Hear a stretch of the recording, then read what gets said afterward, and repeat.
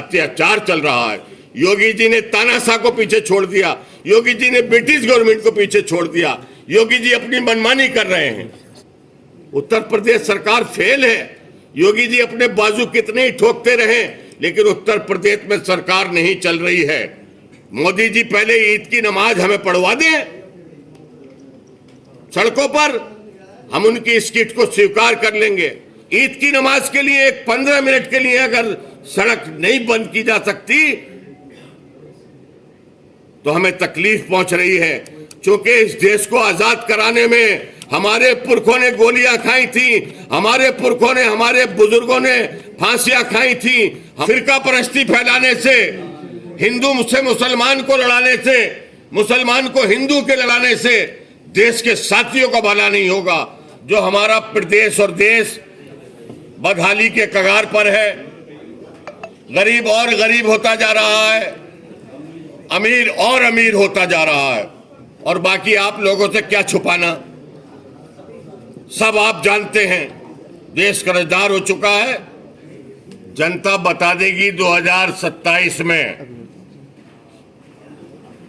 उत्तर प्रदेश की जनता बताएगी 2027 में, इसका जवाब जनता देगी। आज के संबंध में ये प्रेस वार्ता रखी गई है। देखिए, पूरे उत्तर प्रदेश में आज हर मंडल में प्रेस वार्ता रखी गई है।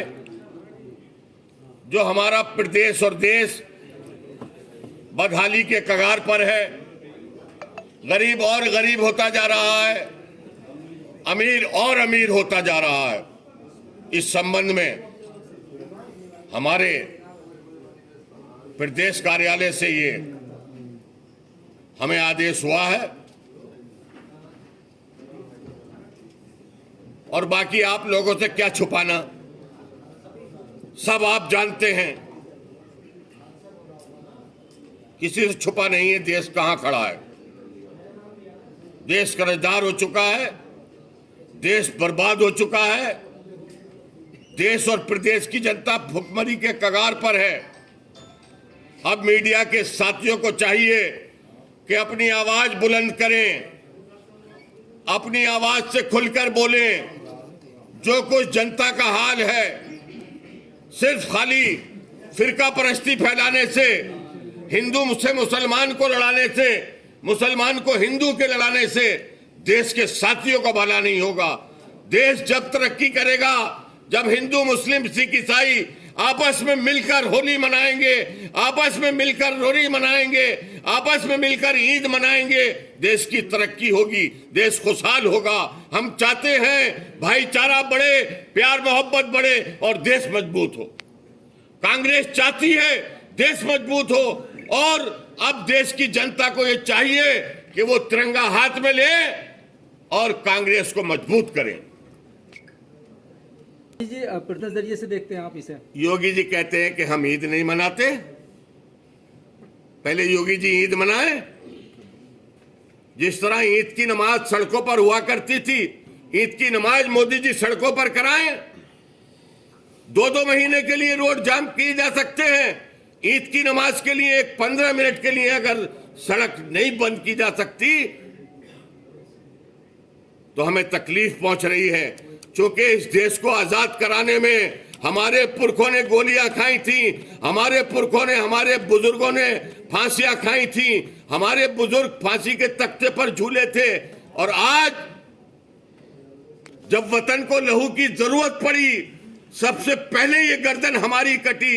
अब वो कहते हैं हमसे ये अहले चमन, ये चमन है हमारा, तुम्हारा नहीं। अगर इस देश की किसी भी त्योहार पर हिंदू भाइयों का, सिख भाइयों का, ईसाई भाइयों का, मुसलमान भाइयों का बराबर से अधिकार है। मोदी जी पहले ईद की नमाज हमें पढ़वा दें सड़कों पर, हम उनकी इस किट को स्वीकार कर लेंगे। योगी जी से ईद की मुबारकबाद दिलवा दें मुसलमानों को, हम उनकी इस किट को स्वीकार कर लेंगे, धन्यवाद अदा करेंगे उनका। देखिए, मैं उसकी निंदा करूंगा,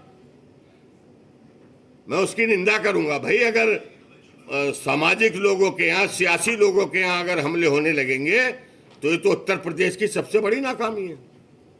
उत्तर प्रदेश सरकार फेल है। योगी जी अपने बाजू कितने ही ठोकते रहे, लेकिन उत्तर प्रदेश में सरकार नहीं चल रही है, अत्याचार चल रहा है।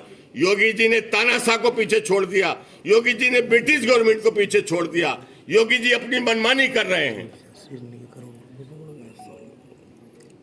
पिछले 8 सालों में बीजेपी सरकार कह रही है कि उत्तर प्रदेश को उत्तम प्रदेश बना दिया गया है, इस पर क्या कहना चाहेंगे आप? आप नहीं जानते हो, आप नहीं जानते हो उत्तर प्रदेश का क्या हाल है, कोविड का क्या हाल हुआ, कोविड में क्या हाल रहा, ये उत्तम प्रदेश कहोगे? जैसे योगी जी का कहना है कि गुंडा कितने मुकदमे थे, जो अपने मुकदमे खुद वापस किए हैं, ये आपको मालूम है? को जिस तरह से मतलब पिछले 8 साल के कार्यकाल को लेकर खूब जोर शोरों के साथ प्रचार कराया जा रहा है, इसको लेकर कांग्रेस क्या मानती है? और प्रेस वार्ता भी आज इसी संबंध में की गई है 8 साल के कार्यकाल को लेकर। जनता बता देगी 2027 में, उत्तर प्रदेश की जनता बताएगी 2027 में, इसका जवाब जनता देगी। ठीक है। चीफ जस्टिस के वहाँ से करोड़ों रुपए का मामला सामने आया था, कुछ नोट भी जले हुए थे, क्या कहना चाहेंगे इसमें? उसे छुपाया जा रहा है, कहना क्या है? जिस पर हिंदुस्तान में सबसे ज़्यादा न्यायपालिका पर भरोसा किया जाता, फर्स्ट स्तंभ पर रखा जाता, उसके लिए क्या कहना है कि इसको क्यों छुपाया गया? देखिए, न्यायपालिका का हम कल भी सम्मान करते थे, आज भी सम्मान करते हैं।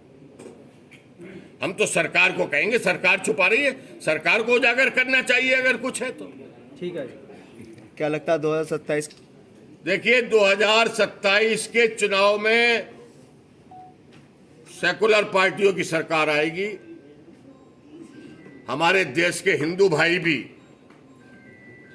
ये खूब जान रहे हैं कि खाली जुमलेबाजी से, बयानबाजी से, नाटकीय ढंग से देश का भला नहीं होने वाला। ठीक है।